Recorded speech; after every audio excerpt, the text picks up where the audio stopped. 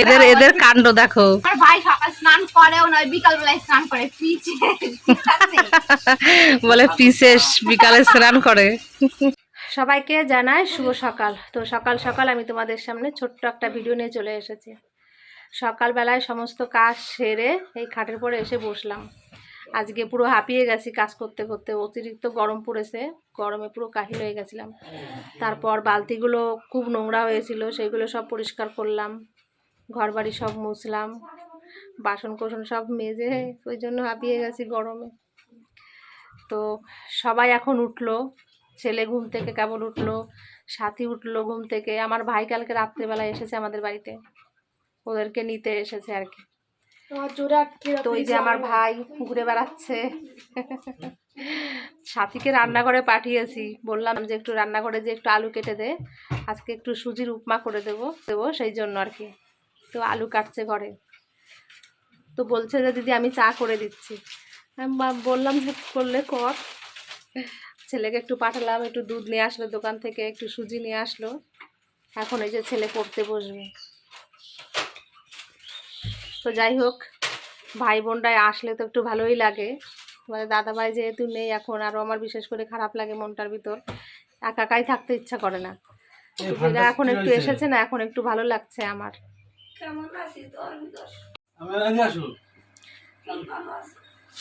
ঠান্ডা লাগে গেছে।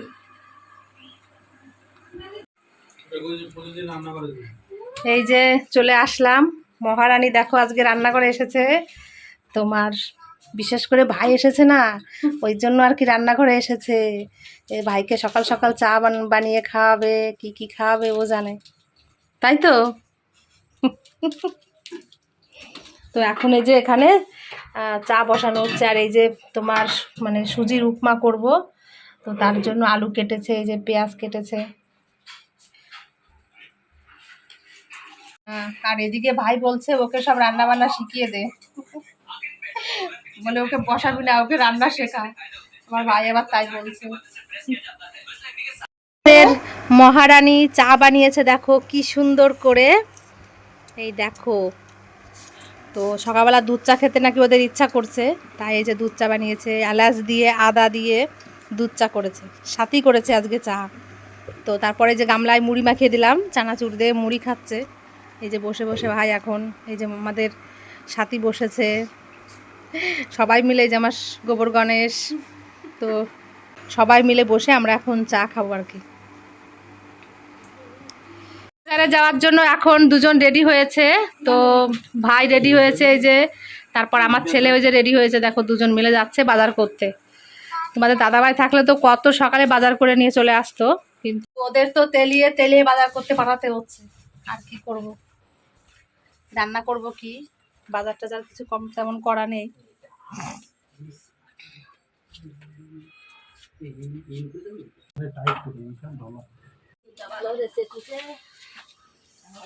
তাড়াতাড়ি দে ভাই, তুই তালা চাবি নিয়ে যা। এই যে চললো এখন দুজন বাজার করতে।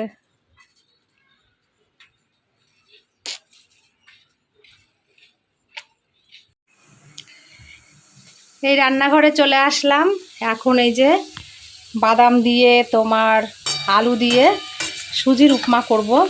তো তার জন্য এই যে আলু ভাজা বসিয়েছি এখানে। ওরা বাজার করতে গেছে, তো একটু চা মুড়ি খেয়ে বাজার করতে গেছে, তো বাজার থেকে এসেই এগুলো খেতে পারবে, তো রেডি করে রেখে দিই আমি।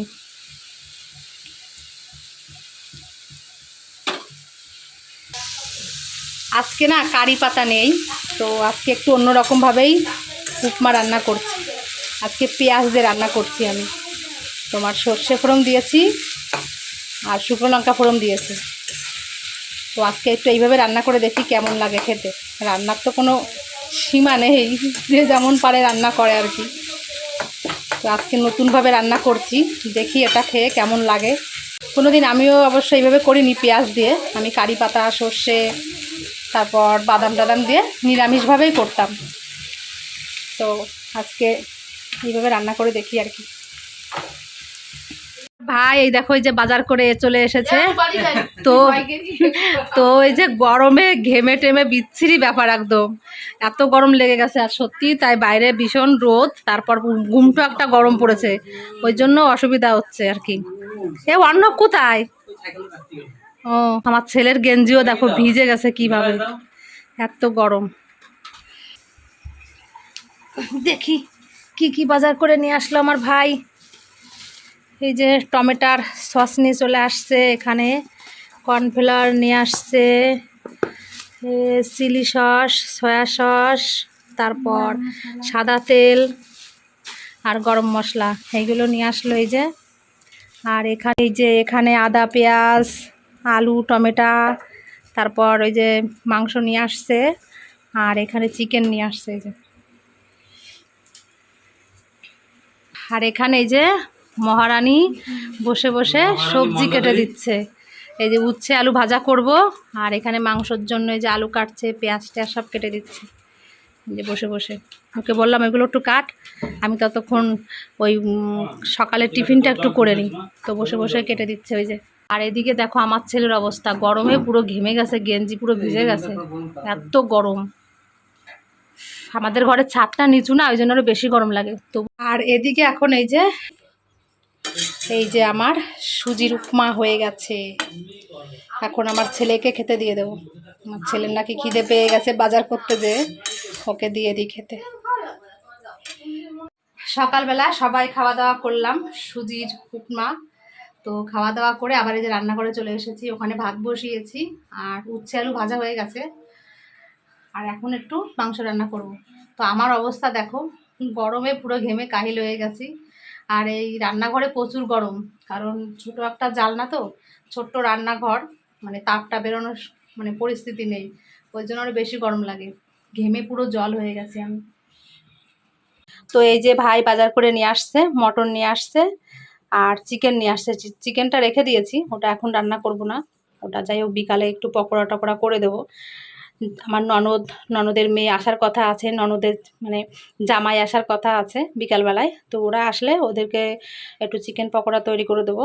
আর এই যে মটনটা নিয়ে আসছে আমার ভাই, তো ভাইয়ের খেতে ইচ্ছা করছে, আমরা এক জায়গায় বসে একটু খাওয়া দাওয়া করব, সেই কারণে আর কি। তো এই যে মটন রান্না করব এখন এই আলু দিয়ে। আর এখানে যে মশলা রেডি করছি, আজকে ঘষণিতে ঘষেই রান্না বান্না করব, কারণ মিক্সচারের বাটিটা নষ্ট হয়ে গেছে, তো সেই জন্য আর কি করা যাবে, এখন এটাতেই মানে এই ঘষণিটা দিয়ে ঘষেই মশলা রেডি করে নেব। তো এখানে যে এখন রান্না বসাই আর কি। যাই হোক আমি তাড়াতাড়ি একটু রান্নাটা সেরে নিই, আমি আর দাঁড়াতে পারছি না, এখানে খুব অসুবিধা হচ্ছে। প্রেসার কুকারে মাংসটা এখন দিয়েছি, তো গ্যাসটা একটু টুকটাক করে পরিষ্কার করলাম। যাই হোক ভাজা ভাত হয়ে গেছে এই যে, তো ওটা হতে লাগুক, আমি একটু স্নান করে আসি, খুব কষ্ট হচ্ছে গরমে, প্রচুর গরম পড়েছে বাবারে, জীবন বেরিয়ে যাওয়ার অবস্থা গরমে। এই যে এখন স্নান করে আসলাম আমি, স্নান করে এসেও তবুও দেখো গরম কি পড়ছে না, আবার ঘেমে গেছি গরমে। তো যাই হোক আমার ভাইয়ের খুব খিদে পেয়ে গেছে, আর মটন রান্না করতে গেলে তো একটু সময় লাগেই, আর কি করা যাবে। যাই হোক হচ্ছে আলু ভাজা খেতে লাগুক, ততক্ষণ আমি এটা নামিয়ে নিয়ে যাচ্ছি আর কি। এই যে প্রেসার কুকারতে নামিয়ে তো একটু কড়াইতে দিচ্ছি, একটু গরম মশলা দিতে হবে, সেই কারণে একটু ঝোলঝোলই রাখলাম, কারণ আমার ভাইয়ের আবার একটু ঝোল লাগে, আর এক ভাগের তরকারি তো, আর উচ্ছে আলু ভাজা, ব্যাস আর কিছুই তো রান্না করিনি, ওই কারণে একটু ঝোল রেখে দিয়েছি। আর এদিকে দেখো এই যে ভাই এখন ভাত বাড়ছে, সবাইকে ভাত বেড়ে দিচ্ছে। ওদের বললাম এই যে আসন পেতে বস, ওরা একটা কথা শুনলো না, আসন ছাড়া বলছে মেঝেতেই ভালো গরমের সময়, এইভাবেই খাবো বসে। তো এই যে বসেছে এইখানে, ওদের যেভাবে খেতে ইচ্ছা করে সেইভাবেই খাক, কি আর করা যাবে। আর এই যে আমার বাবা বসেছে এখানে, না ওই যে বাটি আছে না, বাটিতে ঢেলে হাত দাও। এই যে মটন রান্না হয়ে গেছে আমার, তো চলো এখন নিয়ে যাই, ওরা খেতে বসে পড়েছে। খাওয়া দাওয়া করে এই মানে একটু শুয়েছিলাম, তা এত গরমে আর ঘুমোতে পারলাম না। আবার এই যে বাইরে বসেছি, তার মাঝখানে কারেন্টও চলে গেছিলো, এরকম একটা অবস্থা হয়েছে, সব জায়গায় প্রচুর গরম। তো এই গরমটা নাকি এখন 1 সপ্তাহ থাকবে তাই বলছে খবরে, সেটা শুনলাম আর কি। আর এইদিকে দেখো এদের এদের কাণ্ড দেখো, এদের কাণ্ড। আমাদের মতন অবস্থা হয়েছে দেখো। আমার তোমাদের দাদা ভাইকেও তো এরকম সাবান দিয়ে মাঝে মাঝে স্নান করে দিতাম। আমার ভাই এই যে আজকে তাই শুরু করলো, মানে ভাইয়ের বউকে দিয়ে ওই যে গা ডলাচ্ছে, মাথায় শ্যাম্পু করে দিল, এত কিছু করলো। তাই দেখছি বসে বসে আমি। তো এরা না আজকে স্নানও করেনি, দুপুরবেলায় স্নান না করে ভাত খেয়েছে। মানে সাথী সকালে স্নান করেছে অবশ্য, আমার ভাই স্নান করেনি। তোমার ভাই সকাল স্নান করেও না, বিকাল বেলায় স্নান করে পিছে। বলে পিসেস বিকালে স্নান করে।